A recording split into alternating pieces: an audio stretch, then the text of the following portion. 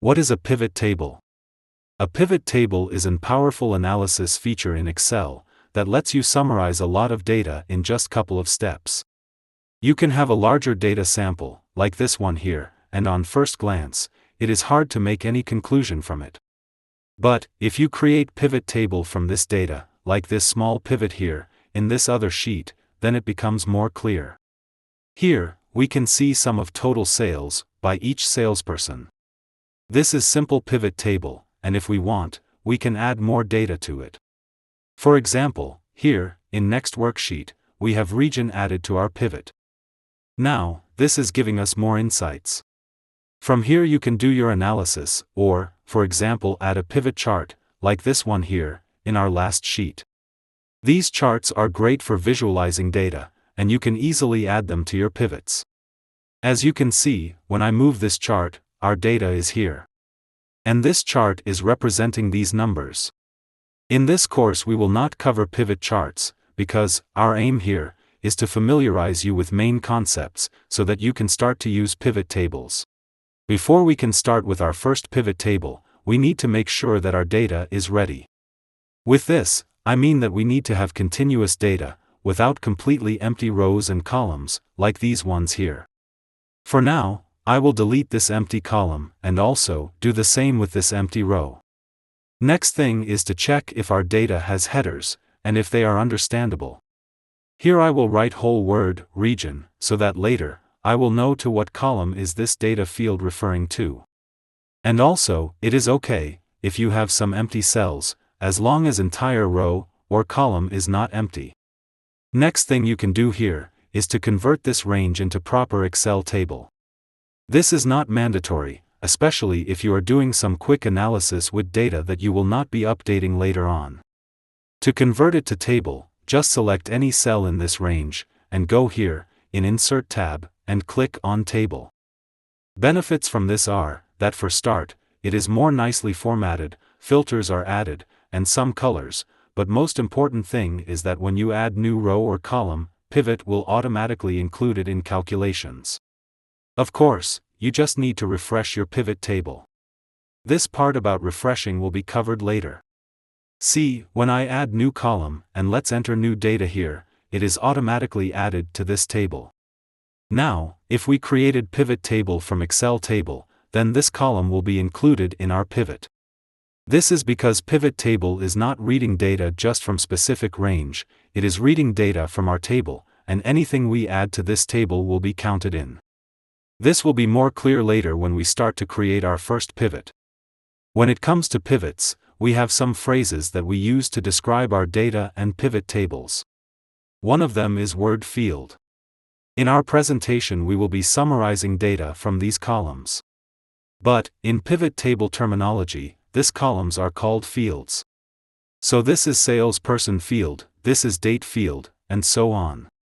This is how we refer to our columns, or rows, and you will get used to it. There is also something called pivot table fields. Let's check what we mean by this. Here in our next sheet we have one small pivot with just one number. This amount is the sum of all our sales. This is called value field, and it is a field inside our pivot table. In this example, this value field is representing sum of all our sales, and it is a starting point for our analysis. Now, in our next sheet we can see more useful pivot table. This here is called row field. Row field uses another field from the data, as a condition that typically divides up the value field, and give us more clear picture. In this case row field is salesperson. And, it is dividing value field, by all salespersons. If we now go to this other sheet, we can see different division. Now row field is using our data in region field to divide value field to regions. Now, you see this cell here that says row labels. Row labels or row label is just another way to say row field. In fact, many people interchangeably use row label and row field. This was just basic introduction in using correct terms when referring to data in pivot tables. Now, let's start to build our first pivot table. First thing, is to select the data we want. You can do this in two ways. First is, if data sample is too big, and you want to analyze just part of it, you can select a range you want. Like this, maybe I just want these 2 columns and first 10 lines in my pivot. With data selected, go here, to Insert tab, and select Pivot. We will stop here for a second, and go back to show you second way to select a data. Cancel, and if you want all data to be included, just click anywhere inside your range, and from Insert tab select Pivot. Excel will automatically select your entire range of data, as you can see here. This is the range from where Excel will pull data for pivot table. Here, I want to get back to my explanations about transforming this range to proper Excel table. See, if I would add new data here later on, in column F, pivot table will not read this if we refresh it because we selected specific range. Cancel this. But if you transform this to Excel table, by going here, in Insert tab, and clicking on Table, now you have more flexibility. When I repeat the process to create a pivot, select a cell inside a range, go here, Insert Pivot, you can see that my pivot is now selecting our table that is called Table 1. And if I add some data later on to this table, it will be included in Pivot Refresh, because Excel is pulling data from Table 1, not a specific range. This is the main difference between range and table when creating a pivot. Let's continue. Second step is to select where you want your pivot table to be placed. You can choose that from here. For now, we want it to be in same worksheet, so we will choose second option, and click on a cell where we want our pivot to start. Here. Click OK, and we have our pivot table. It is empty, as we still didn't choose any fields for our pivot. This is our pivot table, and this is the area with our fields to choose for our report. When you are starting with blank pivot table like this, usually it can be confusing. You are not sure what to do next. So, your first step should be to imagine what you want to find out, and to start from there. If we look at this data here, we can see that there is only one field with money. We can start from here. We can make a value field out of this amount field. You need to go over here, to the pivot table fields list. Now, maybe fields list isn't open, like this, when I close it. This is easy fix, just go ahead and right-click this area and choose, Show Field List. And here it is again. Next, is to make that value field out of the amount field. We are going to take this amount field, and drag it down to values, and it is done. Here's a little pivot table, here, and it has one thing in it, a value field, that initial pile to divide up. In this presentation we are taking dollar amounts for value field, but in your case can be anything else. Maybe you want to sum up minutes, or quantities of something. If you don't have a field that has a numbers in it, then I'll show you what happens. I'm going to go ahead and remove this value field by clicking the arrow on the field, then choosing Remove Field. And I'll just add this salesperson field, to the values field instead. What is happening here? Because there is nothing here to sum up, no numbers, Excel does its best, it counts the number of rows in the field. This is sometimes helpful. Actually, if you need to know how many sales were made, just the count of them. Let's remove this field. I'm going to go back down here, and I will click this arrow again, and choose Remove Field, like before. And, we have empty pivot table again. We'll bring this amount field down to values, to bring back that sum of amount value field. Here, before we proceed, I will show you one more thing that can happen. Sometimes, even if we have numbers in our field, Excel will just count the number of fields, like it was done with names. You can check this here. Just look if this word is sum, or count.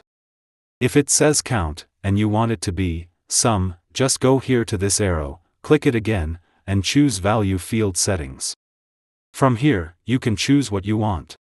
Currently it is set to sum, so we don't need to change anything, and I will just close this window. And one more thing I'd like to do here.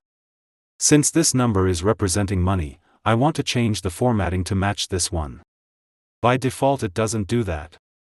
This will be just one more extra step. So I'm going to click the arrow. Go to Value Field Settings again, click on Number Format, and then choose Currency, and remove decimal places. Click OK, and OK again, and now we have a formatted value field for currency. And we are done. For your first pivots, it's best to do it like this. First, to get this value field, that we can divide later on, with other fields. Now, let's make this pivot table here more interesting and start adding more fields to it. Specifically, we want to add some conditions, that break up this value field. So we're going to go up here, to our field list, and we're going to drag the salesperson field down to rows. And, the pivot table now has this row field, that divides up the value field. And now, we can see how much sales each person had. And let's just take a moment and explain this user interface, this area down here, at the bottom of the pivot table fields list. Sometimes you'll open this fields list, and wonder, what goes where? Well, just remember that since rows is on the left here, and values is on the right here, your row fields will be on the left here, and your value field will be on the right. So, this is just a little reminder in case you're ever stopped to think what goes where. Now, let's go further, and we are actually going to add a second row field, to this rows area. I'm going to drag it after the salesperson field, so you see here that little highlight line after the salesperson field, and I'll let go, and there, we can see that the pivot table now has two row fields, salesperson and region. We see that now sales for each person, are divided by region. Now let's do something a little different here. I'm going to move the region field, above salesperson field. Like this. Now, our primary division of value field is by region, not by salesperson. Pivot tables are very flexible. You can freely move fields around in this area, to get the view of the data that you want. You can also add a date field, and I'm going to do that now. I'm going to remove these fields first, like this, remove. Now second one. And I'm going to go ahead and drag date, down to rows. And when we do that, depending on your version of Excel, it will automatically add two fields for us, one is months, and one is date. So, in this case, it's giving me a nice helpful report of how much was sold each month. And then if I clicked and expanded it, it'll show me the actual days in which sales happened. But, maybe this is too much information. We can leave it just on months, so, I will just remove dates. Like this.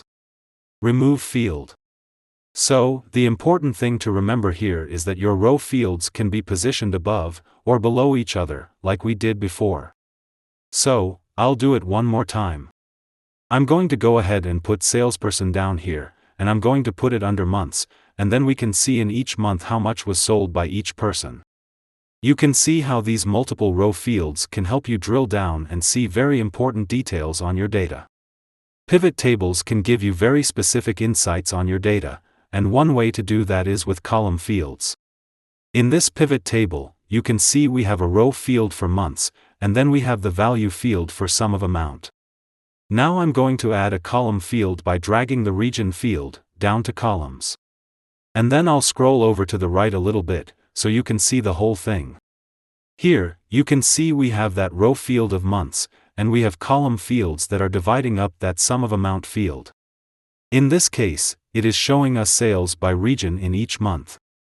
You can also add secondary column fields, like we did with secondary row field. So, I'm going to go ahead and I'm going to drag the salesperson under the region field, here, in the columns area. Now, the pivot table is much bigger, but we have more information in it. Sales divided by months, by regions, and finally, by salesperson. Now, because column fields stretch the pivot table out in a very wide fashion, a lot of people don't really like using column fields because it's so hard to scroll back and forth. But they are good when you can keep that scrolling to a minimum, and they're especially good when you need to represent time going from left to right, so like January to March, from left to right. And we can do that. We'll just go ahead and we will drag these fields over here, to rows, and then move the time element, the months field, over to columns. And now we can see same data but in different view, with a little less scrolling. This is especially helpful if you're viewing this workbook on a small screen device, maybe like a laptop, and you don't have a lot of screen space to scroll horizontally. Now, when you've got row fields and column fields all positioned nicely, you might want to throw another field into the pivot that adds yet another condition to our data, and that is a filter. When you add a filter to a pivot table, you can choose something like January, and the whole pivot table will update and only show you January's sales. Or you could choose something like February, and only see February's sales. So let's do it. I'm going to go over here to months, and I'm going to drag that down to filters. Now, what that does, is it adds this filter arrow up here, and now you can choose just January and update the pivot table with those sales that happened just in January. Or February, like this. Also, you could select multiple items if you wanted to, and choose more than one month. Filters are pretty amazing, and there are other kinds of filters. This is a very basic one, but there are other kinds, and I'm going to show you those.